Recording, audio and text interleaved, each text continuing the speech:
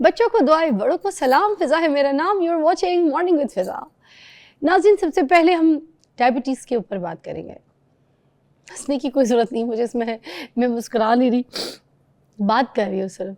अब देखें ना, रेशो भी पाकिस्तान में आपको पता है किस हद तक पहुँच गया। हम हर चीज़ में जो है ना, कोई बीमारी अगर कहीं फैल रही हो, कोई हो किसी किस्म की, कोई बहुत डेंजर चीज़ हो, तो हम तो कहते हैं नहीं, हम पीछे कैसे रह सकते हैं, हम नंबर 1 बन जाते हैं उसमें। हम अपना ऐसा हिस्सा डालते हैं, ऐसे शदीद बीमार होते हैं, हम उस बीमारी को कैच करते हैं और कहते हैं यार ये हमें क्यों नहीं है, या हमारे घर की जीनत क्यों नहीं है।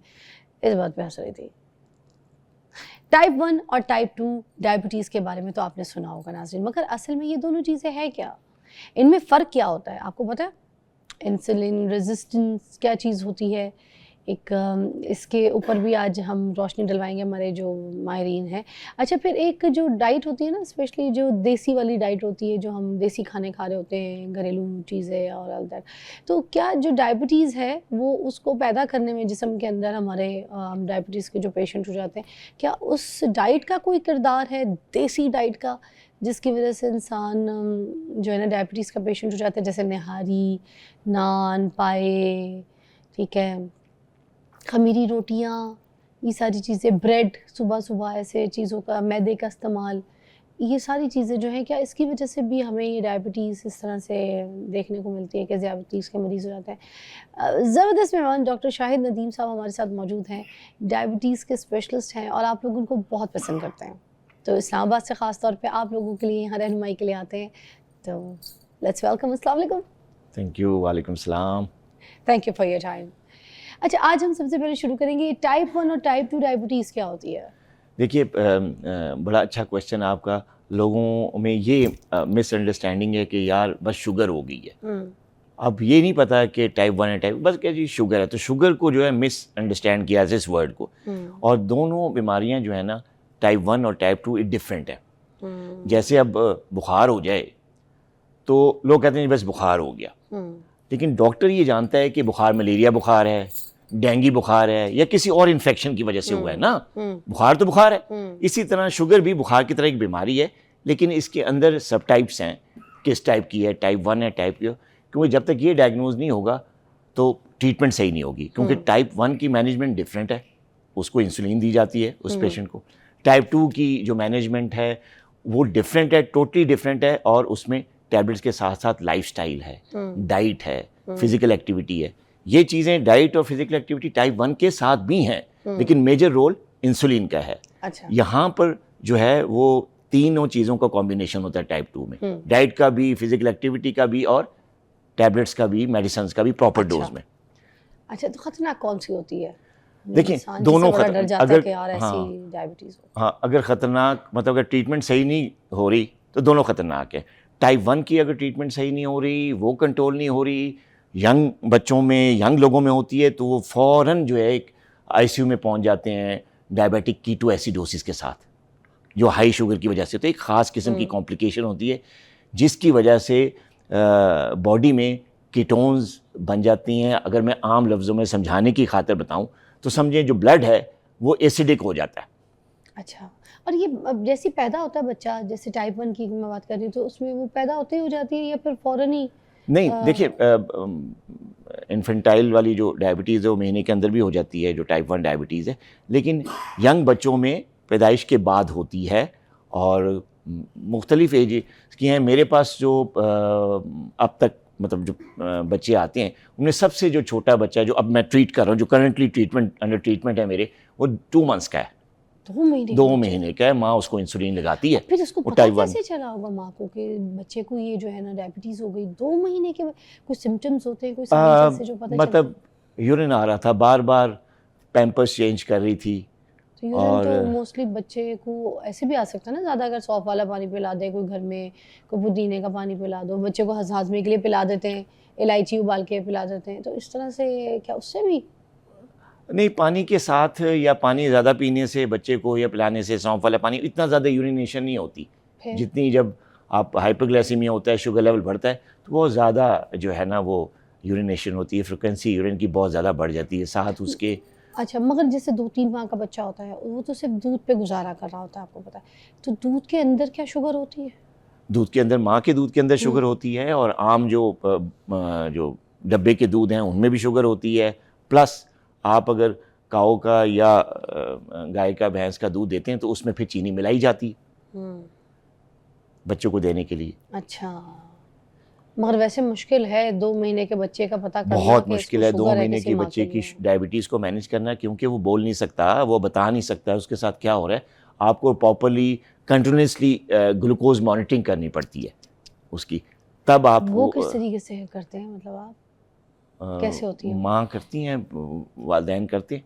क्या बहुत सारे बच्चे, किस तरीके की ट्रीटमेंट, कोई चीज़ होती है, कोई इंसुलिन equipment लगाई होता जाती है, इंसुलिन लगाई जाती है, और हाय हाय। ज़्यादातर हम बच्चों को जो अफोर्ड कर सकते हैं हम कंटिन्यूस ग्लूकोज मॉनिटर लगा देते हैं बॉडी पे, जो अच्छा। कि आपको मोबाइल पे भी रीडिंग्स बताता रहता है माँ को, और उसके साथ एक ख़ास किस्म की डिवाइस होती है, उस पर कंटिन्यूसली ग्राफ आ रहा होता है कब शुगर लेवल कितना है, तो उसके साथ इंसुलिन की डोज को एडजस्ट किया जाता और है। ये डिवाइस जो है ये महंगी होती है या कोई हर कोई अफोर्ड कर सकता है किसी नहीं, ये महंगी होती है, हर कोई इसको अफोर्ड नहीं कर सकता। अच्छा। हर कोई ग्लूकोमीटर को अफोर्ड कर लेता है, जो आप पिन प्रिक के साथ ग्लूकोमीटर में जो है चेक करते हैं, ग्लूकोज को मॉनिटर करते हैं, वो हर कोई अफोर्ड कर लेता है, वो सस्ती डिवाइस है। लेकिन ये जो कंटिन्यूस ग्लूकोज मॉनिटर सिस्टम है ये थोड़ा सा महंगा है। अच्छा, अब टाइप 2 डायबिटीज़ की तरफ आते हैं। अगर अब किसी को हो गई है तो उसकी जो अर्ली अलामात होते हैं वो क्या क्या होते हैं? कुछ लोग कहते हैं कि गर्दन जो है ना उसके पीछे यहाँ पे काले निशान बनना शुरू हो जाते हैं, आपके बेली जो है उसके साइड पे जो है ना फैट्स जमा हो जाना शुरू हो जाते हैं, तो फिर आप समझिए आपको इंसुलिन रेजिस्टेंस शुरू हो गई है। जी जी। तो क्या ये साइंस सही है? इसी वजह से ये पता चलाया जा सकता है मुंह खुश्क रहना शुरू हो जाए, ये कुछ साइंस? देखिए ये बिल्कुल ये साइंस हैं, जैसे गर्दन काली हो गई है, हाँ। इसको हम अपनी मेडिकल लैंग्वेज में एकेंथोसिस निग्रिकन्स कहते हैं। अच्छा। ये जो एकेंथोसिस है नेक पे आता है, आर्म पिट्स पे आता है, थाइस की क्रीज पे आ जाता है, ये डार्क कलर के ग्रे स्पॉट्स होते हैं जो आ जाते हैं, जो कि इंसुलिन रेजिस्टेंस का साइन होते हैं। और जो आपने बताया कि जी बेली फैट आ गया है, पेट निकल आया है, ये भी इंसुलिन रेजिस्टेंस का बहुत बड़ा साइन है। विसरल फैट जिसे कहते हैं, ये भी जो है बॉडी में डायबिटीज़ को मतलब पैदा करने में या डायबिटीज़ लाने में बॉडी में इसका बहुत बड़ा रोल है। और जो बेसिक पैथोलॉजी होती है टाइप 2 का आपने जिक्र किया, तो वो इंसुलिन रेजिस्टेंस ही होती है। और उसकी वजह क्या है? इनएक्टिविटी, स्ट्रेस, हमारा जो लाइफस्टाइल है उसमें हमारी जो हमारा फूड है, और जेनेटिक्स भी इसमें रोल प्ले करती है। अच्छा। यानी मौरूसियत भी इसमें एक रोल पड़ती है। तो genes plus lifestyle plus stress, ये 3 फैक्टर्स हैं जिसकी वजह से इंसुलिन रेजिस्टेंस होती है, और फिर इंसुलिन रेजिस्टेंस की वजह से टाइप 2 डायबिटीज़ हो जाती है। अब टाइप 2 डायबिटीज़ का जो मैनेजमेंट है वो फिर तीनों चीज़ों के कॉम्बिनेशन है, लाइफस्टाइल भी है, फिजिकल एक्टिविटी भी है, दवाइयाँ भी हैं। एक ब्रेक लेते हैं, फिर हम यही से ज्वाइन करते हैं। देखते रहिए मॉर्निंग विद फिजा।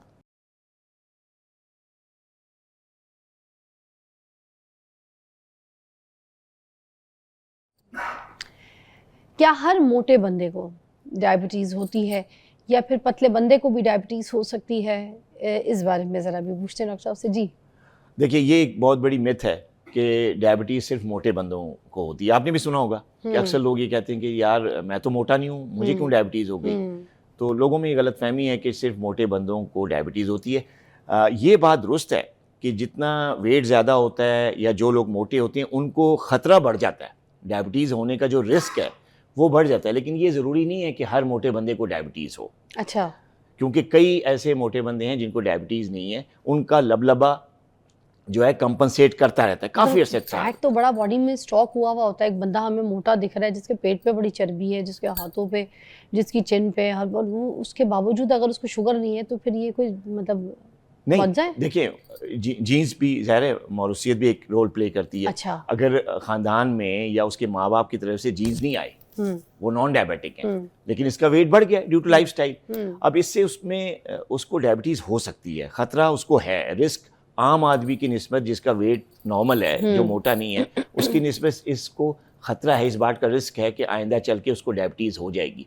और कई ऐसे मोटे बंदे हैं जिनको डायबिटीज़ हो भी जाती है, कई ऐसे हैं जिनको 10-10 साल तक मोटापा चल रहा है, 9 साल तक, 10-10 साल तक, 5-5 साल तक उनको डायबिटीज़ नहीं हो रही, क्योंकि उनका लबलबा जो इंसुलिन रेजिस्टेंस उनमें होती है, माइन्यूट किस्म की इंसुलिन रेजिस्टेंस होती है, लेकिन उनका लबलबा ज़्यादा इंसुलिन प्रोड्यूस करके उसको कंपनसेट करता रहता है। अच्छा। तो उनका शुगर लेवल नॉर्मल रहता है।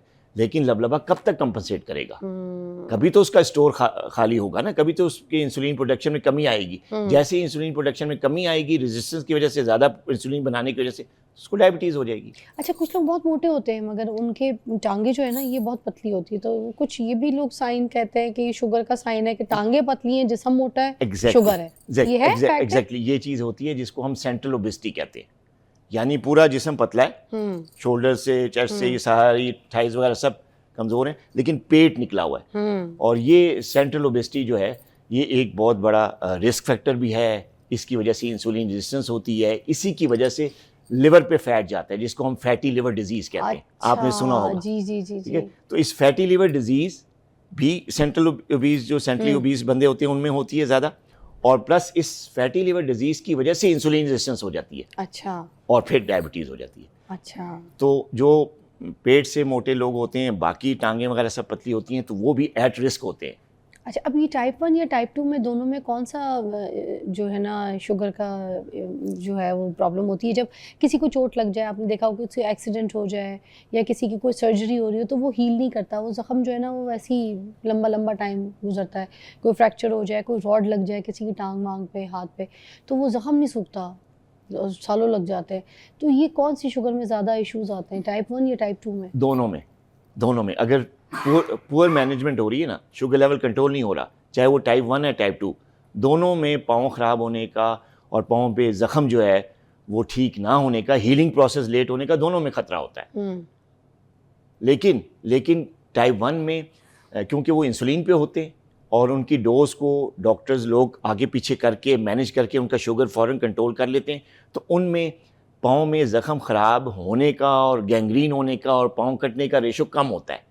जो टाइप 2 डायबिटिक्स होते हैं, क्योंकि वो बड़ी उम्र के होते हैं और उनमें जो है ना, जैसे यंग लोग होते हैं जिनको टाइप 1 होती है, उनमें वैसे तो सिवाय डायबिटीज़ की और कोई प्रॉब्लम नहीं होता ना। उनके गुर्दे भी ठीक काम कर रहे होते हैं, उनका हार्ट भी ठीक काम कर रहा होता है, उनका जो सर्कुलेटरी सिस्टम है यंग एज की वजह से वो ठीक काम कर रहा होता है, तो लिहाजा ब्लड सप्लाई पाँव में जा रही होती है, इसलिए हीलिंग प्रोसेस क्विक होता है। जबकि टाइप 2 में शुगर भी है और साथ ब्लड प्रेशर भी हो गया, किसी के गुर्दे भी ख़राब है, किसी को हार्ट का प्रॉब्लम भी है, सर्कुलेटरी सिस्टम भी वीक है, पेरिफेरल वैस्कुलर डिजीज़ भी है। उसमें क्या होता है कि खून की शरीयानें, ख़ास तौर पे जो पाँव में या टांगों में ब्लड सप्लाई कर रही हैं, वो खून की शरीयानें नैरो हो जाती हैं due to peripheral vascular disease, PVD जिसे कहते हैं। अच्छा। तो उस पीवीडीज़ की वजह से ब्लड बहुत कम जाता है, तो उसकी वजह से भी हीलिंग प्रोसेस स्लो हो जाता है। अच्छा। बाज़ औक़ात हीलिंग होती ही नहीं ज़ख़म में। तो जो टाइप 2 डायबिटिक्स हैं, उनका पाँव में अगर ज़ख़म आ जाए तो वो ज़्यादा ख़राब होने के चांसेस होते हैं उनका।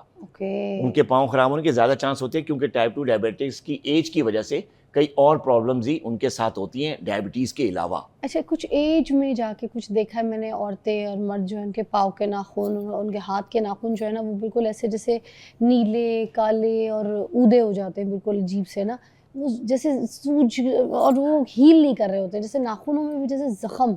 जी, देखिए वो दो तरह की प्रॉब्लम होती है डायबिटीज़ में। वो शुगर की वजह से फंगल इन्फेक्शंस होती हैं नाखूनों की। हाँ, यस, एग्जैक्टली। उसको कहते हैं ओनिकोमाइकोसिस। ये जो ओनिकोमाइकोसिस होता है ना, ये डायबिटीज़ वाले लोगों में ज़्यादा रेशो पाया जाता है। वैसे आम लोगों में जो नॉन डायबिटिक हैं, उनमें भी आपने अक्सर देखा होगा कि कोई एक आध बिग टो नेल या किसी फिंगर का ग्रीनिश कलर हो गया। आम नाखूनों की निस्बत एक उंगली के नाखून का कलर डिफरेंट होता है। ठीक है, तो उसका साइज भी कभी मोटा हो जाता है, उसको काटते हुए भी काफ़ी हार्ड वो होता है, नाखून तराशते हुए भी बाकी उंगलियों के नाखून बड़े इजीली कट जाते हैं। वो नाखून जो है तरीके से इनग्रोइंग नेल भी हो जाते हैं। एग्जैक्टली, इनग्रोइंग नेल बेसिकली वो दूसरा प्रॉब्लम होता है। उसमें नेल जो है उसकी पोजीशन, उसका स्ट्रक्चर डिफरेंट हो जाता है नॉर्मल से, तो वो आपके अंगूठे के गोश्त के अंदर पेवस्त हो जाता है। अच्छा। वो इनग्रोइंग टो नेल होती है। लेकिन जो ओनिकोमाइकोसिस है, जो नेल की फंगल इन्फेक्शन है, वो डायबिटिक्स में ज़्यादा होती है। अच्छा। और उसकी वजह से इन्फेक्शन हो जाती है, सुपर एडिड बैक्टीरियल इन्फेक्शन भी हो जाती है। ओके। क्योंकि उसकी ऑलरेडी फंगस वहाँ पे है, ठीक है, तो अगर बैक्टीरिया आ जाए तो ख़राब होने के चांसेस अंगूठे के या उस नाखून के ख़राब होने के चांसेस बढ़ जाते हैं। अच्छा। तो ये जो फंगल इन्फेक्शन है डायबिटिक्स में ज़्यादा होती है, आम लोगों में भी होती है। ठीक है, इसकी ट्रीटमेंट ज़रा डिफ़िकल्ट होती है, ये इतनी जल्दी ठीक नहीं होता। इसके लिए एंटी फंगल दवाइयाँ भी होती हैं जो लोकली भी दी जाती हैं, खाने के लिए भी दी जाती हैं, लेकिन बहुत लंबी ट्रीटमेंट चलती है। इवन के 5-5 6-6 माह साल तक दवाई लेनी पड़ती, कहीं जाके फिर नाखून का कलर एक ठीक नॉर्मल पोजीशन में आता है, बाज़ औक़ात में तो आता भी नहीं। तो ये चीज़ होती है जिसको हम अच्छा, ये जो देसी डाइट है इसकी तरफ भी बात कर लेते हैं। क्या इन डाइट की वजह से जो निहारी, नान, पाए, इस तरह के मुर्ग़ मुसल्लम और स्पेशली जिस तरीके की जो ख़मीरी रोटियां वगैरह जो मिलती हैं, ये सब खा पी के या वाइट आटा, मैदा वगैरह इस्तेमाल करके, क्या ये इस वजह से भी शुगर होती है, ये देसी डाइट्स की वजह से? देखिए, इसको हम देसी डाइट नहीं कहते, ये गलत काम है कि जी निहारी देसी डाइट है या नानों को हम देसी डाइट कहते हैं। नहीं, देसी खाने होते हैं अंडे और दालें, चने, देसी मुर्गी, ये देसी डाइट है, ठीक है। देसी घी के थोड़े देसी घी में पका हुआ खाना जो कि इतना ज़्यादा, अब यहाँ पे जो शहरी इलाकों में आप जब किसी भी रेस्टोरेंट में चले जाएं, कढ़ाई या इस टाइप के सालन और जो है ना वो जो मुर्ग मुसल्लम और इस टाइप की चीज़ें बनती हैं, वो कितनी ज़्यादा हैवी ऑयल में बनती है, हैवी डीप फ्राई किया होता गोश्त होता है उसमें। और वो देसी घी भी नहीं होता, क्या देसी घी खुशबू डाली होती है, देसी घी भी नहीं होता, वो एसेंस होते हैं, वो एसेंस होते हैं ना। देसी घी भी नहीं होता, कहा जाता है कि देसी घी जा रहे हैं ना, देसी घी है, एसेंस डाले होते हैं, खुशबू होती है। हाँ, बेसिकली देसी खाने ये नहीं है। हाँ। देसी खाने ये हैं जैसे हमारे बुजुर्ग बनाया करते थे, जो है वो खालिस गंदम की रोटी के ऊपर खालिस घर का मक्खन रख के या घर का दही जो है उसके साथ रोटी खा लेते थे और एक कप चाय के साथ। आजकल तो ये स्टाइल नहीं है। आजकल तो आप देसी डाइट तो डिफरेंट हो गई है, जो आप बता रहे हैं वो डिफरेंट है। हाँ, वो डिफरेंट है, वो मैं बता रही हूँ वो डिफरेंट है, वो डिफरेंट है, वो बेसिकली देसी नहीं है। हाँ, वो जंक है। तो मैं इसको कह सकती हूँ बाजारू डाइट। हाँ, बाजारी डाइट कह लें। हाँ। एक ब्रेक के बाद मिलते हैं आपको, ठीक है, इस पर डिस्कस करते हैं, क्योंकि मोस्टली लोग मुझे लगता है इसकी वजह से जो है ना अपने आप को शुगर करा लेते हैं। डॉक्टर साहब से पूछेंगे ब्रेक के बाद।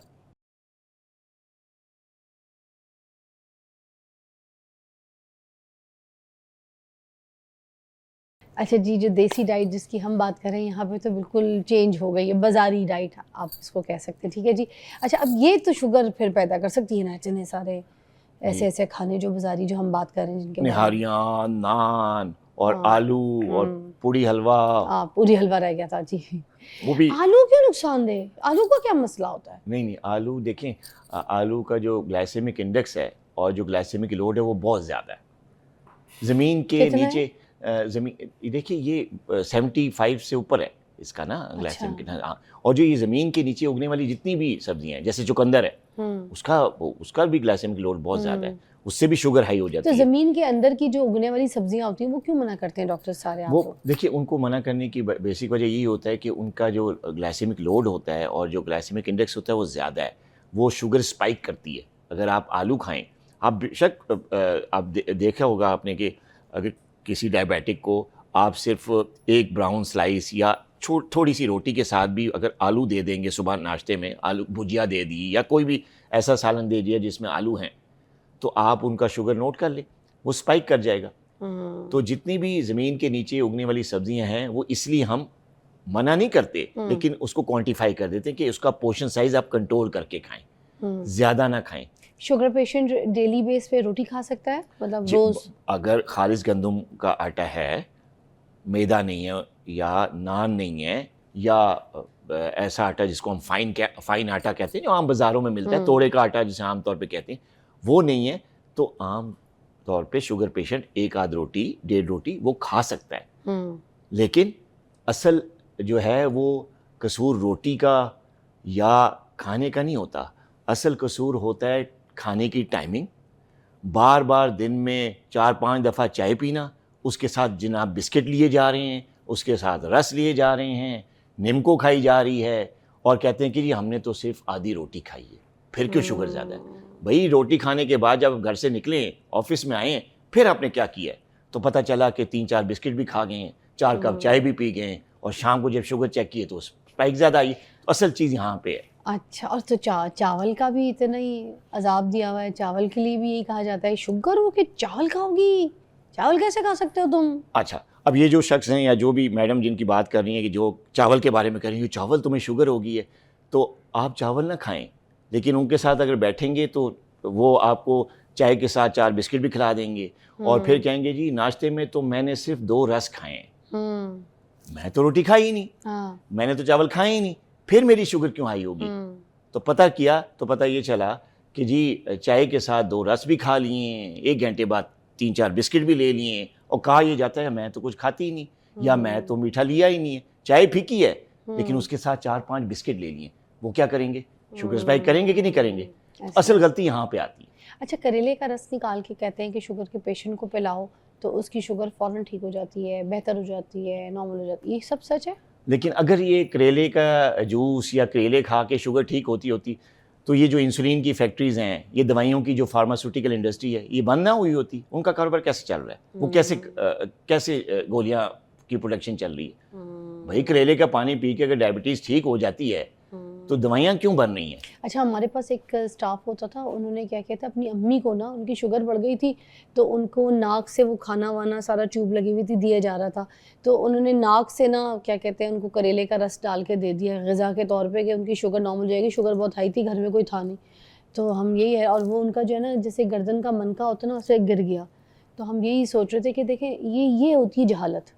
जी क्योंकि एग्जैक्टली। ये जो रूरल एरियाज़ हैं, जो गांव ग्राम के लोग हैं, जो इधर उधर रह भी रहे हैं, मगर उनके पास तालीम या शऊर इतना नहीं है, सुनी सुनाई बातों पे जो यकीन करके, अब सोचें कोई बंदा सिलेंडर पे हो और कोई बंदे को डाइट नाक से दी जा रही हो और उसको करेले का जूस जो है नाक से उसको ग़िज़ा में दे दिया जाए कि लिक्विड के तौर पे आप दे रहे हैं, उसका फिर मन का बिल्कुल गिर के वो मर जाए, तो ये तो एक जहालत है। जी देखिए, ये जो होम रेमेडीज़ हैं जिनका जिक्र किया, जैसे हाँ, करेले का और पानी इस तरीके है, के सब्जियां पेशेंट्स हैं, को जी, तो वो सीरियस जो आईसीयू वाले पेशेंट्स हैं उनको तो बगैर नर्सिंग स्टाफ के पर्सनल बंदा तो खाना दे ही नहीं सकता, रिश्तेदार खाना, वो तो मना होता है ना। आईसीयू में तो आप की जो आपने कभी आईसीयू में विजिट किया हो तो वो टोटली एंट्री बैन होती है ऐसे ही। अंदर मगर सिर्फ उन्होंने घर पे वो जो सिलेंडर नहीं लगाते जो उनको रखा हुआ था अच्छा, वो पेशेंट घर का, में जब रख- डॉक्टर्स कहते हैं कि आप हाँ, ले जाएं जितना टाइम है आपको लिक्विड अपना, डाइट दी जाती तो है वो जी लिक्विड ट्यूब डाइट से। उन्हें नाक से करेले का जूस दे दिया। तो हाँ। हम आज तक उस चीज़ को सोचते हैं कि बताओ कि इतनी जहालत है कि कोई सुनता नहीं है, बस सुनी सुनाई बात पे उठा के तो करेले का जूस पिला दिया जी नाक से। लेकिन एक्चुअली अगर डायबिटीज़ की बात की जाए तो ये जो होम रेमेडीज़ होती है ना, करेले का जूस हो गया, जामन हो गई, उसकी गुठलियों, देखिए इसका रोल ये सपोर्टिव मैनेजमेंट ज़रूर करती हैं। जामुन ये की शुगर गुठली का लेवल सफूफ को हो गया, ये हाँ, हो गया, दवाई करती के है? साथ जी मतलब सपोर्ट करती हैं मैनेजमेंट को, लेकिन ये रिप्लेसमेंट नहीं है ट्रीटमेंट की, सब्स्टिट्यूट नहीं है ट्रीटमेंट का। ओके। आप ये नहीं कह सकते कि दवाइयाँ बंद करो, इंजेक्शंस बंद करो, सिर्फ और सिर्फ जामन की गुठलियाँ खाओ या करेले का पानी पियो या इस तरह की होम रेमेडीज़ करो, अच्छा, ठीक है?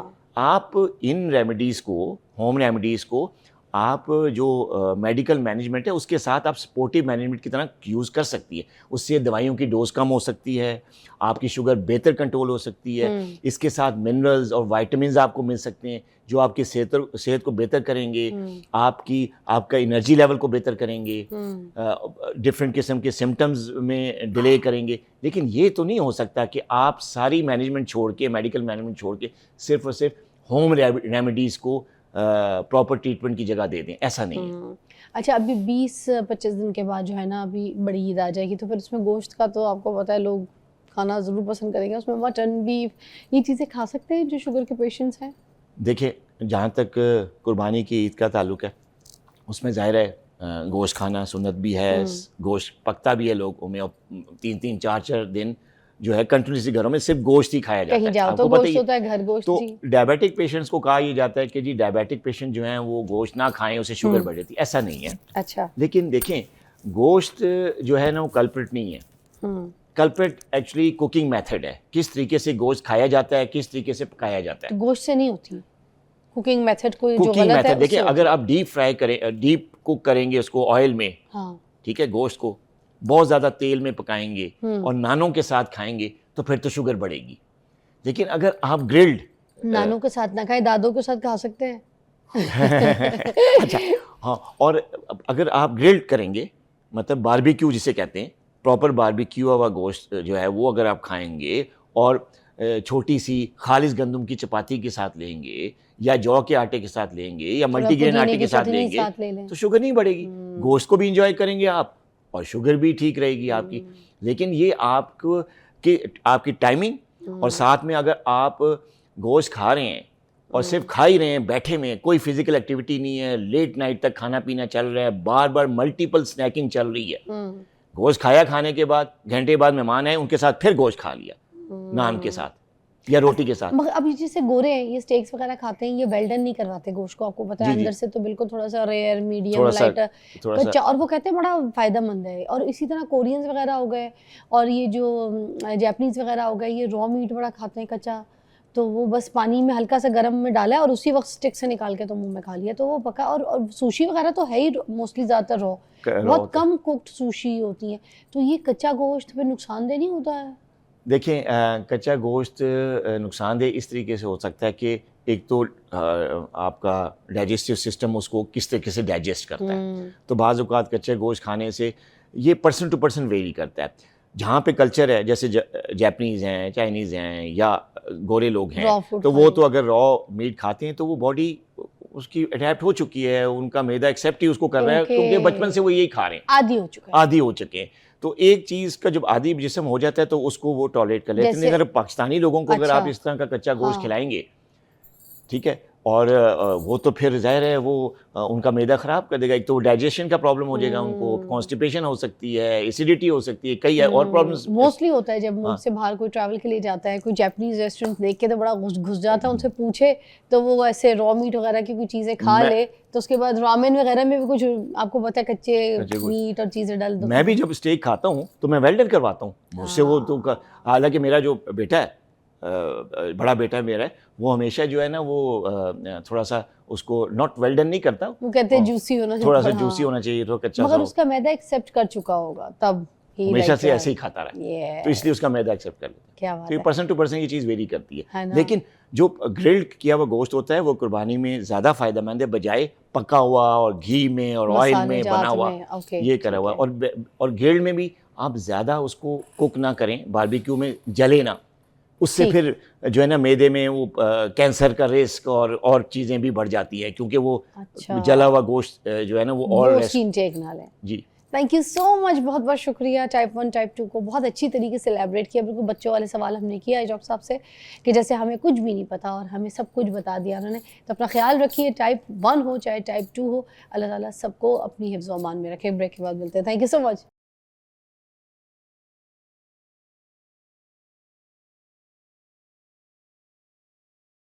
Welcome back, you watching morning with Fiza. नाज़रीन, अभी एक मेहमान मेरे साथ मौजूद हैं जिन्होंने बड़ी आपकी रहनुमाई करनी है हिकमत के हवाले से। इस पे ब्लड प्रेशर के जो इलाज है उसको हम ज़रा देखेंगे कि जो लो ब्लड प्रेशर है, हाई ब्लड प्रेशर है, उसका क्या ट्रीटमेंट है हिकमत के हवाले से। आपको देखें ना, कुछ लोग ऐसे हैं कि सारा दिन जिनकी तबीयत बहुत ज़्यादा डाउन रहती है, एक इजी तबीयत रहती है और बेहोश भी हो जाते हैं कहीं ब्लड प्रेशर की वजह से कि बहुत ज़्यादा डाउन हो गया, फिर पता चलता है कि बीपी इनका बहुत ज़्यादा लो हो गया था जिसकी वजह से ये बेहोश हो गए। तो अब इसमें हिकमत में जो नेचर है उसमें इसका क्या इलाज है, इसके ऊपर बात करने के लिए आज हमने बुलाया है हकीम अली रज़ा अतहर साहब को। अस्सलाम वालेकुम। वालेकुम अस्सलाम। कैसी तबीयत है आपकी? जी अल्लाह का शुक्र। आप अच्छा, हिकमत में मुझे बताइएगा कि इसकी कंप्लीट ट्रीटमेंट है ब्लड प्रेशर की, लो ब्लड प्रेशर की, हाई ब्लड प्रेशर की? बिल्कुल है जी, क्योंकि मैं छोटा सा इसमें ऐड करना चाहता हूँ कि हिकमत की जो हिस्ट्री है ना जी, वो तकरीबन 5 to 6 मतलब 1000 ईयर्स ओल्ड है, यानी 5 से 6000 साल पुरानी हिकमत की हिस्ट्रीज़ हैं। और बाकी जितनी भी पैथिक्स हैं वो सारे ये उनकी मदर ऑफ दी मतलब है सारी पैथिक्स की। तो इसलिए इसमें सदियों से ये चीज़ें, लेकिन डिफरेंट नेम के साथ, जैसे अभी आपने कहा कि हाई ब्लड प्रेशर, आप इसको हिकमत की रूह से अगर देखेंगे तो बहुत और जाके इसको कहते हैं बुलंद फिशार खून, यानी हमारी बॉडी के अंदर खून का जो दबाव है, उसका फिशार है या प्रेशर है, वो ज़्यादा हो जाने को हाई ब्लड प्रेशर कहते हैं। सो इसलिए इसमें सदियों से ये चीज़ें चलती आ रही हैं और सदियों से इनका इलाज बाकायदा मौजूद है। तो इसमें हमारे यहाँ तो बहुत सारे ऐसे केसेस भी हमने किए अल्हम्दुलिल्लाह। तकरीबन मुझे 33 ईयर्स हो चुके हैं इन तिब के शोबे से वाबस्ता। तो हमारी लाइफ के अंदर बहुत सारे ऐसे केसेस हैं जो अल्लाह का शुक्र है प्रॉपरली ब्लड प्रेशर के मरीज़ थे और बिल्कुल अब वो ठीक ठाक नॉर्मल ज़िंदगी गुजार रहे हैं। और उसमें सिर्फ असल बात ये है जी कि जब हम नेचर वे से इधर उधर जाते हैं ना, हम कभी भी नेचर के ख़िलाफ़ जाएंगे तो हमें डेफिनेटली कोई ना कोई नुकसान होगा और हमें कभी भी वो रिकवरी नहीं होगी। तो जो तिब है, तिब यूनानी है, तिब इस्लामी है, जितनी भी ये हमारे यहाँ इसकी मुख्तलिफ़ शक्लें हैं, तिब यूनानी भी कहते हैं, तिब इस्लामी भी कहते हैं, आयुर्वेदिक भी कहते हैं। ये सारी एक ही फॉर्म है, लेकिन उसके डिफरेंट इलाज हैं। लेकिन इसके ये हमेशा हमें नेचर पे, कुदरत की जो तरीक़ाकार है उसको साथ अटैच करता है, इसलिए हमें इससे बहुत ज़्यादा रिज़ल्ट मिलते हैं। और हमने तो हमेशा कोशिश की है कि लोगों को घर बैठे इलाज बिल ग़िज़ा कह लें, उनको जो लाइफ स्टाइल है, वो जो आजकल जिस तरह आपको पता है, उसको अपने उस डायरेक्शन में लेकर जाना, साइकोलॉजिकल और उसके साथ डाइट प्लान के हिसाब से, और उसके अलावा जितनी भी हमारी जो रेमडीज़ हैं, हमारे नुस्ख़ाजात हैं, उसमें मतलब मोस्टली हमारी कोशिश ये होती है कि आपके किचन के एरिया से ही उन चीज़ों को तलाश किया जाए और उसी से आपकी जो सिस्टम है उसको बेटर कर दिया जाए। ब्रेक के बाद मिलते हैं।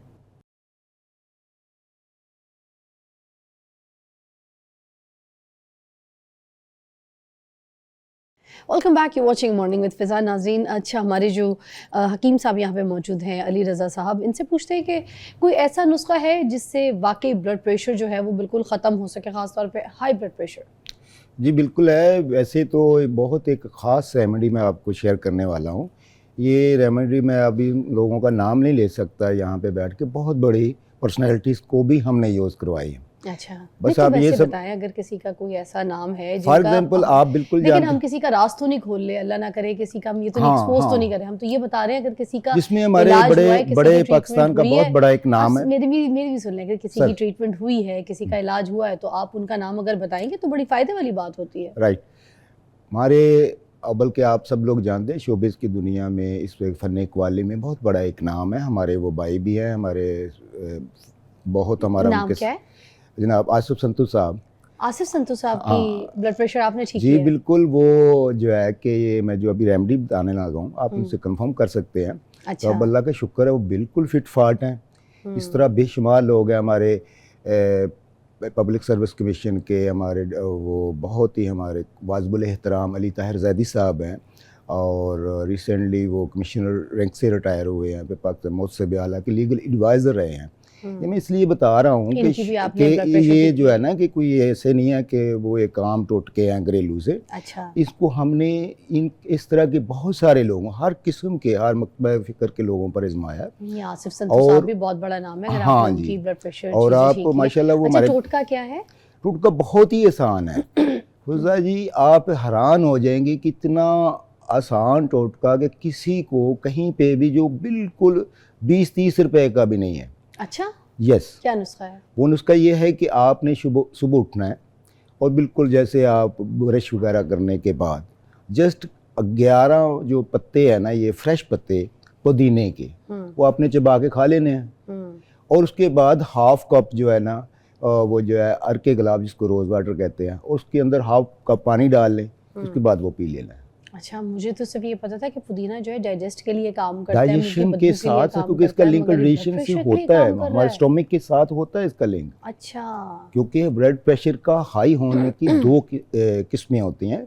नंबर 1, एक तो उसका जब दबाव, जो खून का प्रेशर है वो हमारे दिमाग की तरफ जब ज़्यादा हो जाता है, खून के अंदर हरारत होती है, गाढ़ापन हो जाता है, थिकनेस होती है, उसकी वजह से वो जो प्रेशर हमारे दिमाग की तरफ जाता है तो इससे हाई ब्लड प्रेशर। और गुलाब का क्या काम करेगा? ये हमारे डाइजेशन सिस्टम को, और वो जो प्रेशर ऊपर को जाता है उसको मतलब डाउनफॉल करके उसको रिलैक्स करेगा। गुलाब का, अच्छा, गुलाब का अर्क भी और पुदीना भी बेहतरीन नुस्खा है, इससे बेहतरीन। संतू साहब की और तकरीबन ये हमने सैकड़ों लोगों को आजमाया, और उसके 2 घंटे के बाद आपने कोई भी जो ब्रेकफास्ट लेना है। अच्छा, अब ये जो है मेडिकली इसकी कोई प्रूवन है, जैसे गुलाब का अर्क और पुदीना, इसके पीछे जी, कोई मिंट रिसर्च पुदीने है के कि बारे इससे में ब्लड आप प्रेशर सर्च ठीक हो करें, सकता है? पूरी दुनिया में गूगल पे हर जगह भी इसके डाइजेशन सिस्टम को, खून को पतला करता है, खून के फिशार को कम करता है। क्योंकि देखें मेडिकल इंडस्ट्री जो है ना ये बहुत बड़ी है, जी, जहाँ पे बड़े बड़े डॉक्टर्स हैं जो कि रिसर्च करते हैं, और हाँ। बड़ी बड़ी कंपनीज है जो इसी के ऊपर बैठी हुई है, इस पे काम कर रही हैं, ठीक है ना? तो उनको ये अभी तक नहीं पता चला कि जो पुदीने का इलाज नहीं, उनको पता चला कि पुदीने के इलाज से जो है ना, इस नुस्खे से जो है ना ब्लड प्रेशर को ख़त्म किया जा सकता है, मगर आपको पता लग गया, ये मुझे बड़ी हैरत की बात है। नहीं, मुझे पता नहीं लग गया। देखें, पहली बात तो हमें उनसे कंपेयर ना करें, मैं तो किसी को क्रिटिसाइज नहीं कर रहा, मैं आपको ये बताना अपनी तिब के बारे में। आपको क्रिटिसाइज नहीं करे, आप नहीं कर रहे, वो भी नहीं करे, मगर एक प्रैक्टिकली हमें बात तो पूछनी है ना। प्रैक्टिकल हमने प्रैक्टिकल करके किया ना।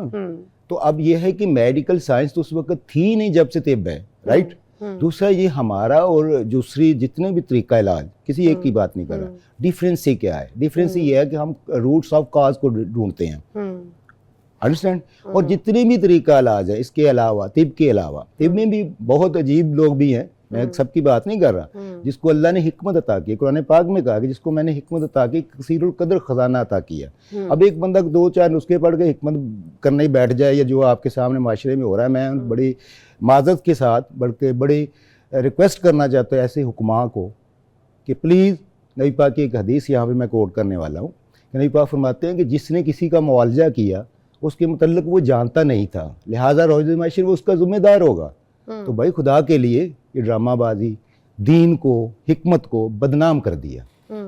तो मैं आज अपने आपके वसीले से ये बात उन लोगों तक पहुंचाना भी चाहता हूँ। अच्छा, सिस्टोली और डायसिस्टोली जो है ना, इसका दोनों को आपस का फ़र्क जो है ना वो बता दीजिएगा। सॉरी, सिस्टोली और डाइस जो ब्लड प्रेशर है, और डायसिस्टोलिक जो ब्लड प्रेशर है, उसका फ़र्क भी आप लोगों तक ज़रूर मैं चाहूँगी। डाइट का और दूसरे जी, इसका भी सिस्टोलिक और डायसिस्टोलिक। अच्छा, एक्चुअली 2 टाइप में हमें ब्लड प्रेशर ज़्यादा होता है। नंबर 1, इसको नहीं, इन दोनों का फ़र्क मुझे आप पहले क्लियर कर फ़र्क ये है कि एक इसमें होता है कि एक जो हमारे, जो मैंने बताया कि खून के अंदर थिकनेस का होना, खून का सिस्टोलिक में ये मसला है जी, और उसका थिकनेस हो जाती है, थिकनेस हो जाना, और खून का जो दबाव है, प्रेशर है, वो बढ़ जाना। अच्छा, और उसका एक गुबार कह लें आप, इसको इजी वर्ड में इस्तेमाल करना। अच्छा, वो दिमाग की तरफ जो है ना, खून का जो बहाव है, दबाव है, वो बढ़ जाना, और उससे हमारा जो है ब्लड प्रेशर का जो लेवल है हाई हो जाता है। नंबर 1 एक टाइप ये है। दूसरी टाइप ये है कि हमारा जो स्टोमिक का इशू है, उसके अंदर डाइजेशन का सिस्टम प्रॉपर जो है, जैसे कह लें कि उसका डाइजेशन प्रॉपर नहीं हो रही, उसके अंदर जो फजलात हैं, उसके अंदर जो वेस्टेज हैं, जिसको स्ट्यूल्स वगैरह कह लें, वो प्रॉपरली वो फॉर्मुलेट नहीं प्रॉपर हो रहे। दूसरी ये टाइप है। अब इनमें पहले तो ये देखना होगा कि वो किस टाइप का है, तो जिसमें वो ब्लड प्रेशर की कौन सी वो किस्म है। अच्छा, मैं आपको बल्कि बता भी देती हूँ सिस्टोलिक और डायस्टोलिक का क्या फ़र्क होता है। बेसिकली जो आपका जो दिल है ना, वो जब पंप करता है ना, ठीक है, तो उसको हम सिस्टोलिक कहते हैं, ठीक है। और पंप करने के बाद दिल जब रिलैक्स होता है ना, मतलब कि जैसे बिल्कुल उसमें आराम में आते हैं, उसको डायस्टोलिक कहते हैं। मतलब 2 ब्लड प्रेशर की जो हम मेजरमेंट लेते हैं ना, 120 और 80, ठीक है, उसमें 120 जो वो वाला नंबर है जो प्रेशर लगाता है हार्ट, ठीक है, उसको हम सिस्टोलिक कहते हैं। और वो 120 होता है, ठीक है। और जो डायस्टोलिक है ना, वो होता है कि जब एकदम से दिल के मसल्स जो है ना वो एकदम से रिलैक्स होते हैं, तो उसको वो 80 पे आ जाता है, जिसको हम कहते हैं डायस्टोलिक, ठीक है। ये बेसिकली इसका डिफरेंस है। तो ये मैं आपसे पूछना चाह रही थी कि आम इन दोनों में फ़र्क क्या है।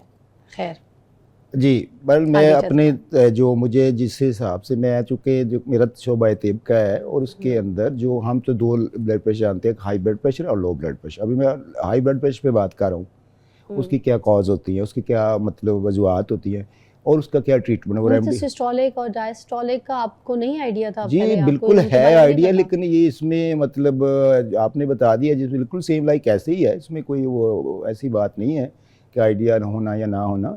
मैं आपको फिर दोबारा से रिमाइंड करता हूँ कि हमारे यहाँ तिब के अंदर जो तरीका इलाज है वो दुनिया में कहीं पे नहीं है। मैं चैलेंज से ये बात कहता हूँ, ये नहीं कहता कि उनको मैं देखें, मेरी बात सुने, या पूरी दुनिया में रिसर्च हो रही है सिम्पटम पे, ब्लड प्रेशर भी एक सिम्पटम है। ये जो रिसर्च है, ये आपने कभी किसी डॉक्टर हजरात या किसी के साथ अपनी ये रिसर्च, क्योंकि आपकी इतनी कामयाब है, या आपने कभी किसी डॉक्टर्स के साथ, इतनी बड़ी बड़ी कंपनीज है उनके साथ कभी रिसर्च शेयर नहीं की? क्योंकि देखें ना, दूसरों के लिए भी तो काम आ सकती है। अनफॉर्चुनेटली हमारे यहाँ तो पाकिस्तान में के अंदर तो कोई रिसर्च सेंटर है ही नहीं। तिबी रिसर्च सेंटर आप मुझे बता दें।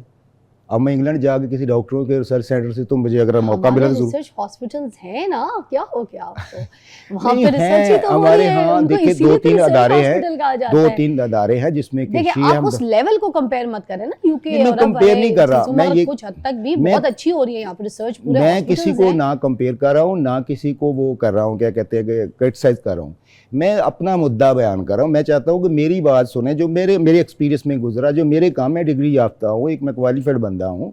मैंने 30-32 साल इसमें पाकिस्तान टीवी काउंसिल एक वो अदारा है जिससे मैं क्वालिफाइड हूँ, और मैं अपने एक्सपीरियंस को शेयर कर रहा हूँ आप लोगों के साथ। अब वो डॉक्टर्स का क्या है, दूसरे का क्या है, वो उनका अपना है। मैं किसी को ना तो क्रिटिसाइज कर रहा हूँ, ना किसी के साथ किसी चीज़ को कंपेयर कर रहा हूँ, राइट।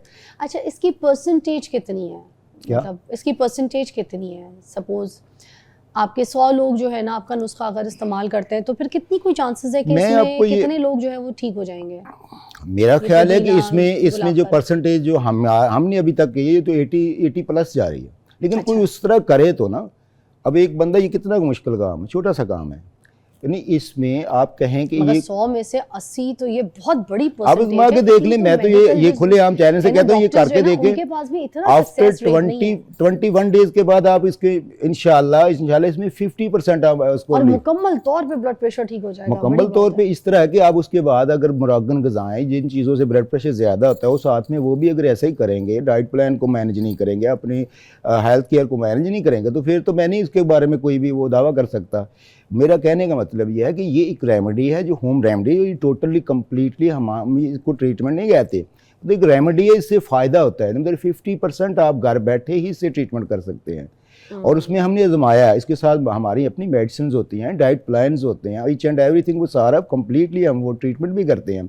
लेकिन उसकी पहले कॉजेज़ होती अच्छा, है। अब अगर कोई बंदा एलोपैथिक मेडिसिन ले रहा है ब्लड प्रेशर की, तो फिर वो साथ ब्लड प्रेशर की मेडिसिन रखेगा या फिर इसी हाँ, नुस्खे को ये पुदीना, बहुत गुलाब का अहम रस सवाल है। ये इस्तेमाल इस तरह के सवाल करेंगे अभी हमारा करंटली क्या करना चाहिए इस माहौल में। ये देखें, एलोपैथी जितनी भी मेडिसिन है ना, आप मेरे सवाल से ना घबराएं, सवाल तो मुझे अपने ऑडियंस के हिसाब बिल्कुल से आपका करने राइट है, पड़ते हैं। बिल्कुल बिल्कुल, और मैंने घबरा नहीं मैं being रहा। a host, मुझे मैं हर मुझे वो यह है कि चीज़ देखिए, लोगों मेरा तक शोबा पहुंचाने की तिब है, कोशिश करती और हूँ, जिसमें तिब के सच्चाई शोबे के अंदर बहुत सारी अंग्रेज़ी नहीं है, तो मैं हो सकता है उन चीज़ों से थोड़ा ये हो जाता हूँ। आप माशाल्लाह ज़्यादा हाई क्वालिफाइड है, तो वो मैं समझता हूँ कि मुझे लोगों को भी हमने इजी वे पे लेकर जाना है, किसी के पल्ले कुछ डालना है, और बिल्कुल आपका राइट है, आप पब्लिक को। अच्छा, अब सवाल की तरफ आते हैं, मेडिसिन साथ चलानी है या फिर यस। अब यह है कि एलोपैथी जितनी भी मेडिसिन है, आप रिसर्च करें, पूछ लें, देख लें, सब मानते हैं इस बात को। मेरे बड़े बड़े अच्छे डॉक्टरों के साथ मेरे दोस्ती है, तो उनके अंदर मोस्टली इंसुलेशन होता है, राइट।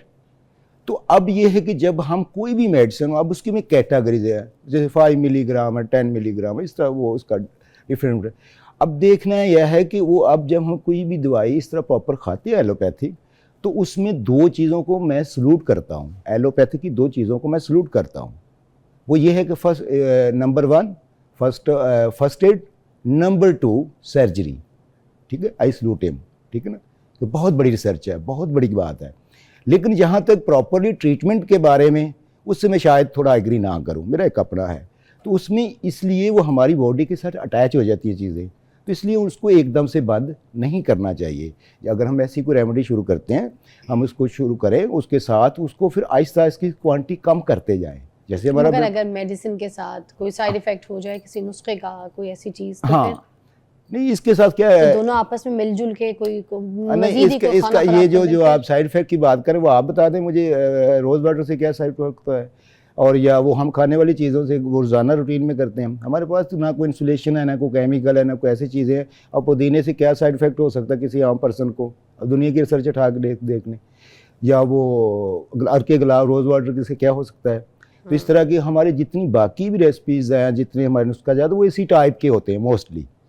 तो हम किचन के एरिया से बाहर निकलते ही नहीं हैं। हमारे यहाँ होती है ऐसी चीज़ें जो नुकसानदेह होती है, तो हमें वो अलाउ ही नहीं है, हमारे बुजुर्गों ने, हमारे टीचर्स ने।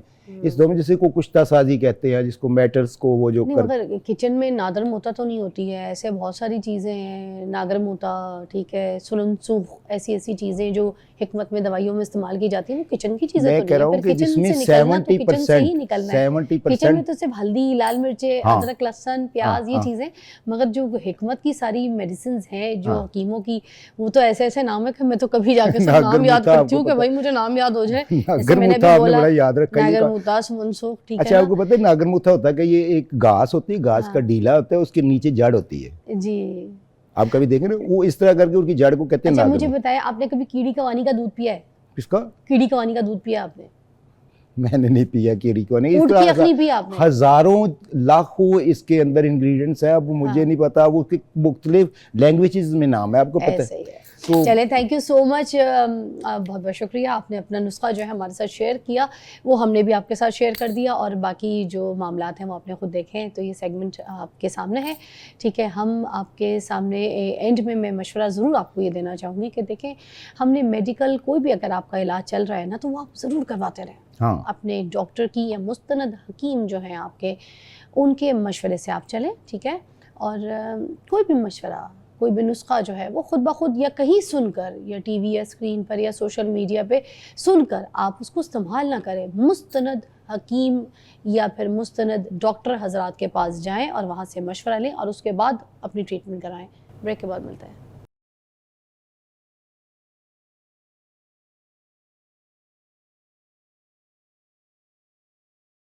Welcome back, you watching morning with Fiza. नाज़रीन, आज मैं बात करने जा रही हूँ एक ऐसे फल की कि जिसको गर्मियों का आप हीरो कह सकते हैं, सीरियसली।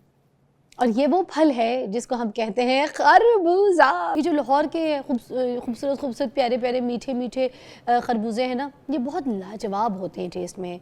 सबसे पहले मैं आपके सामने इसके फ़ायदों के बारे में जो है ना उस पर नज़रसानी करवाऊंगी। आपको पता है इसमें एटलीस्ट 90% जो है ना वो पानी होता है। अब सुनने वाले ये सोच होंगे कि नहीं, तरबूज में इतना कोई पानी पाया जाता है, ना कि खरबूजे में भी। जी, शदीद गर्मी में डिहाइड्रेशन से आपको बहुत अच्छी तरीके से बचाता है।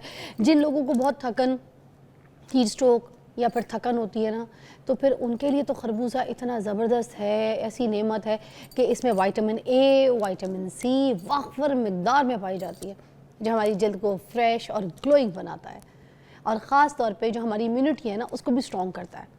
तो अगर आप चाहते हैं कि आपकी स्किन जो है वो नेचुरल तरीके से हाइड्रेट रहे, ब्राइट लगे, तो फिर खरबूजा इज़ द राइट चॉइस। इसको अपनी डाइट में ज़रूर शामिल करें। अब सवाल ये बनता है कि इसको खाएं कैसे। सबसे बेहतरीन तरीका है कि आप खरबूजा अकेला खाएं, यानी आप किसी खाने के साथ, खाने के फ़ौरन बाद उसको जो है ना इंटेक ना करें। इसे नाश्ते के वक्त या फिर दोपहर के वक्त अगर आप बतौर स्नैक इसको यूज़ कर लेते हैं तो वो बहुत ज़्यादा फ़ायदेमंद देती है। और रात के वक्त जब खरबूजा खाते हैं ना, तो उसमें अक्सर ये सवाल उठते हैं कि कहीं हैज़ा तो नहीं हो जाएगा या कोई ऐसा मसला तो नहीं हो जाएगा। अब अगर आपका डाइजेस्टिव सिस्टम अच्छा है, स्ट्रॉन्ग है, तो फिर आप थोड़ी सी मिकदार में खरबूजा खा सकते हैं, उसमें आपको मसला नहीं होगा। मगर अगर आपका कोई ऐसा सिस्टम है कि खाना खाते ही आपको जो है ना कोई मसला हो जाता है, और बाकी दूसरी चीज़ों से भी आपके मतलब मैदे में थोड़ी तकलीफ़ हो जाती है, कोई सूजन हो जाती है, तो फिर आपने इसको इस्तेमाल नहीं करना। फिर दूसरी जगह बंदा ये भी सोचता है कि इसको दूसरे फलों के साथ इसको इस्तेमाल कर सकते हैं, क्योंकि देखिए रमज़ान शरीफ में भी आपने देखा होगा कि पूरी एक फ्रूट चाट बनती है, तो उसमें सेब के साथ खरबूजा, फिर उसमें अनार और बहुत सारे ऐसी चीज़ें जो है ना डाल के तो उसको मिक्स किया जाता है। हाँ बिल्कुल, आप इसको मिक्स कर सकते हैं, मगर इसमें सिर्फ 2 चीज़ें आपने मिक्स नहीं करनी खरबूजे के अंदर। अगर कोई अनाड़ी कोई रेस्टोरेंट में आपको कोई ऐसी स्पेशल चाट मिल रही है, या घर में कोई अपनी ज़बरदस्ती की ईजाद की हुई रेसिपी इस्तेमाल करे जिसमें इसको दूध के साथ या फिर इसको दही के साथ इस्तेमाल कर दें, तो आपने इसको इसमें नहीं इस्तेमाल करना, क्योंकि इसमें डाइजेशन का इशू बहुत जल्दी आ जाता है। फूड पॉइजनिंग हो सकती है, ये जाके आपको अंदर बुरी तरीके से अटैक कर सकता है। अब देखें ना, ये खरबूजा जैसे कि जिनको ब्लड प्रेशर का मसला हो, जैसे आज मैंने काफ़ी ब्लड प्रेशर के ऊपर जो है वो बात की है, तो ये खरबूजा इतनी अच्छी चीज़ है, इसके अंदर पोटेशियम होता है, ब्लड प्रेशर के लोगों के लिए उसको जो है ना बैलेंस करने में, ब्लड प्रेशर को बहुत मदद देता है। तो इसलिए बच्चों से लेके बुज़ुर्ग तक हर किस्म के जो लोग हैं वो उसको खा सकते हैं। और ख़ास तौर पर जो गर्मियों का सीज़न होता है ना, ये आपके जिस्म को बहुत ठंडा रखता है, आपको एनर्जी प्रोवाइड करता है, ठीक है। तो ये जो मौसम के फ्रूट्स होते हैं, मैं ये भी बताना चाहूँगी कि ये लाजमी खाया करें। अब ये खरबूजों का मौसम है तो इसको खाना है आपने लाजमी, ये तो तबर्रुक है आपके लिए। मगर एक बात आपने याद रखनी है, पूछे क्या, अगर आपको शुगर है तो फिर आप खरबूजा खाएं, मगर मिकदार को ज़रा कंट्रोल में कर लें, क्योंकि थोड़ा सा मिठास होती है इसके अंदर, स्वीटनेस इसके अंदर होती है, तो गर्मी में ख़ुद को हाइड्रेट रखने के लिए, ख़ुद को फ्रेश रखने के लिए, आप हेल्दी रखने के लिए, तो खरबूजा जो है वो एक आपकी डाइट के लिए ज़रूर शामिल करें, और कुदरत के इस फल से भरपूर फ़ायदा उठाएं। ये मेरी मिशन आपको बहुत अच्छी लगी होगी। एक ब्रेक के बाद मिलते हैं, और उसके बाद हम और भी बातें करेंगे। आ जाएँ।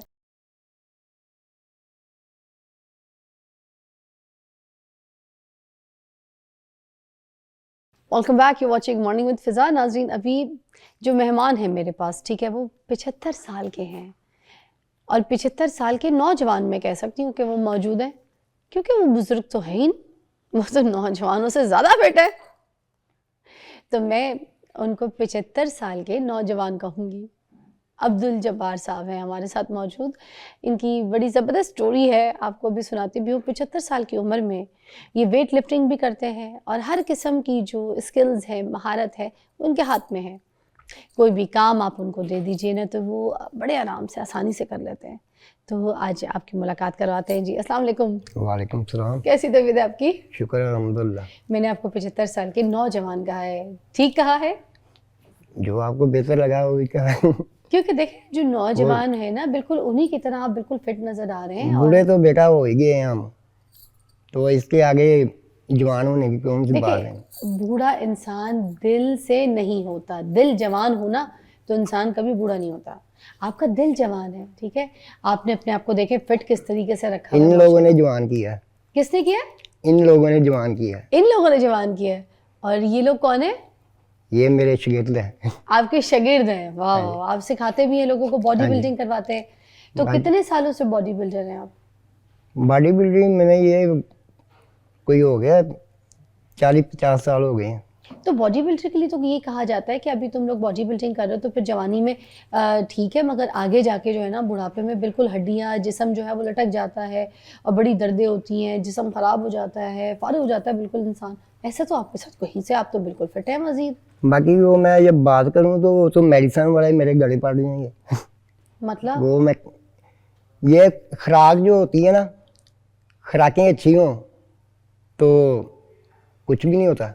अच्छी खुराक में क्या क्या होता है? देसी खुराकें, देसी खुराकें क्या दूध क्या? हो गया, दूध तो भैंस का, गाय का, सरदाई बकरी हो का? गई। दूध होना चाहिए, भैंस का ही होना चाहिए। अच्छा, भैंस का। तो फैट वाला? सरदाई सरदाई। ओके। को ये पंसार से मिलती हैं जड़ी बूटियाँ। कौन सी? ये नीलोफर होती है, जिगिस्त होता है। नीलोफर और जिगिस्त ये ठंडे पानी होते हैं। अच्छा, गेम लगाने के दौरान हम जो इस्तेमाल करते हैं। ये जो जितना अब वेट जब उठाते हैं स्पेशली कंपटीशन टाइम पे तो वो सब खाते हैं। ये बस इतनी खुराकें हैं हमारी। हाँ, या और गोश्त वगैरह कोई पूरा या बकरा ये का भी खाते हैं। बिजली में ये केले वगैरह हो गए, अंडे हो गए। अच्छा, वही अंडे जब ये देसी निकाल खाते के- हैं नॉर्मल? देसी हो तो बहुत अच्छे, अगर देसी कहाँ से मिलते हैं। अच्छा, और गाय का गोश्त, बकरे का गोश्त ये भी खाना पड़ता है? गोश्त खाना तो पड़ता है, वो मुनासिब भी खाते हैं, घर में पके तो मुनासिब। खाते हैं। कितनी को बोटियां खा लेते हैं? हैं? कितनी को बोटियां खा लेते हैं सालन में? जैसे इंसान खाते हैं। नहीं, इंसान तो खाते हैं, मगर आप जैसे आपको वेट भी एक खाना जो होता है ना, ज्यादा खाना तो वो तो अपना जिस्म बढ़ाना होता है ना, हाँ। तो हल्का कम खाने से जिस्म जो अपना जगह पे मगर रहता अब है। जैसे कोई नौजवान लड़के हैं, जब वो जिम करना शुरू करते हैं तो सबसे ज़्यादा गोश्त की इनटेक जो है ना वो बढ़ा लेते हैं। वो कहते हैं कि गोश्त जो है हमें ज़्यादा खाना पड़ेगा। तो आप ये जवानी में खाते रहे हैं, अच्छा, अब भी नहीं खाते आप इतने? अब तो मजदूर आदमी कितना खा लेगा। तो अभी आप काम क्या करते हैं?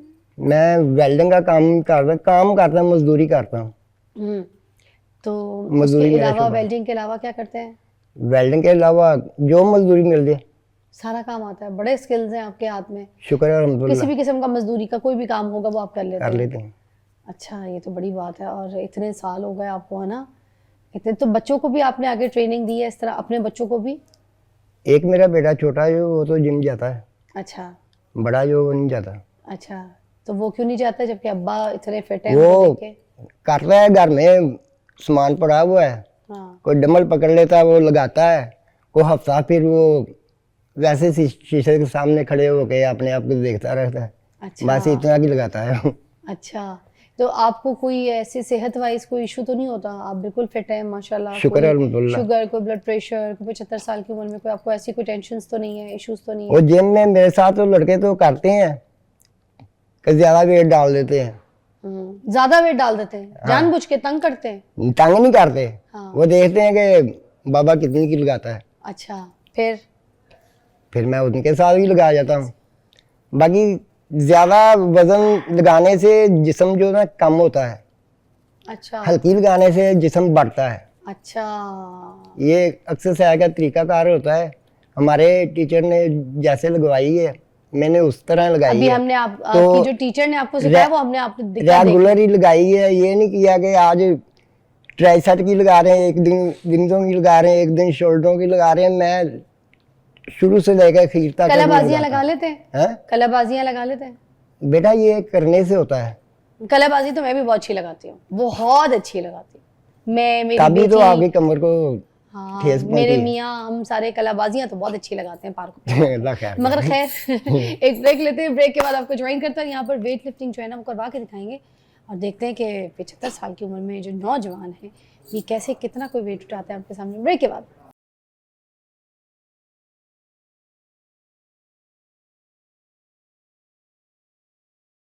Welcome back. और 75 साल के जो नौजवान है अब यहाँ पर आपको सारा अपना वेट लिफ्टिंग का जो ये परफॉर्मेंस है करके दिखाएंगे। जी sir, over to you.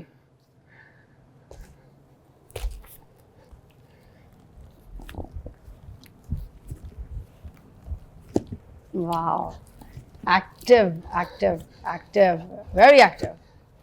You see, very active. Wow. अच्छा अंकल, इसका फायदा क्या होता है? इसका फायदा होता है ट्राइसेप, ये कंधों की हाँ, शेप बनती है, शेप बनती है। ये विंग्सों पे असर पड़ता है। अच्छा, ओके, अब आप ये वेट उठाने लगे। Okay, right, okay. इसको उठाने का तरीका भी साथ साथ आपने बताते रहना, कहाँ से पकड़ना होता है? ये इतना पकड़ना है।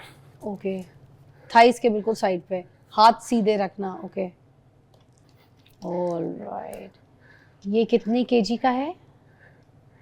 10 दोनों साइड में है ना, 10 किलोग्राम। और रॉड का भी अपना वजन होता है, ये दिमाग में रखना है आपने।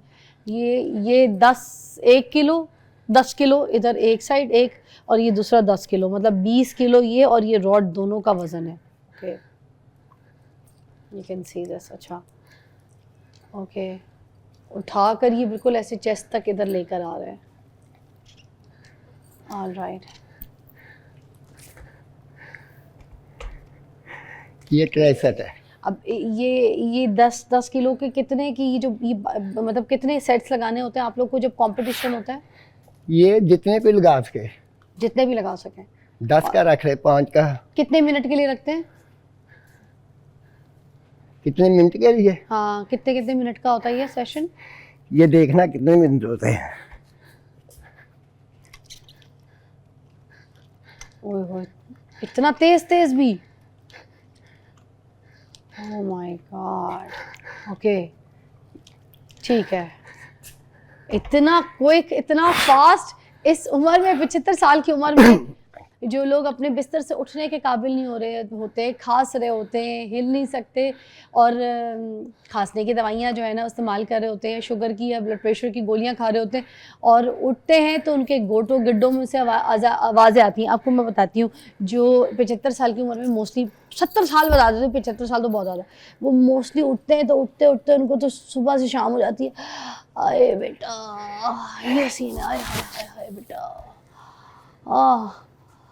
अरे अरे।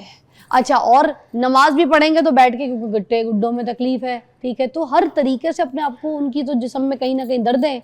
और ये 75 साल के नौजवान लड़के जो नहीं कर सकते, वो अपने आप को कितना उन्होंने फिट रखा हुआ है। और एक्सरसाइज चेक करें, ठीक है, उनको कोई सांस नहीं चढ़ रहा है, ये भी बड़ी बात है, ठीक है। कोई किसी किस्म की, कोई अल्लाह ना करे, कोई, दोबारा मैं पूछूंगी कि कोई बीमारी, कोई ब्लड प्रेशर, कोई शुगर, कोई आपको? इंसान को तकलीफ तो आती रहती है, किसी भी उम्र में आ सकती है, मालिक का करम है। ठीक किसी है, चीज़ का कोई मसला नहीं है आपको। कोई जो होता है तो खुद ही कोई जड़ी बूटी खा के ठीक हो जाते हैं। अच्छा, वाह। अब ये क्या करने लगे हैं सर आप? ये मैं विंग्स भी लगाने लगा। विंग्स लगाने लगे हैं? जी अंकल, डन।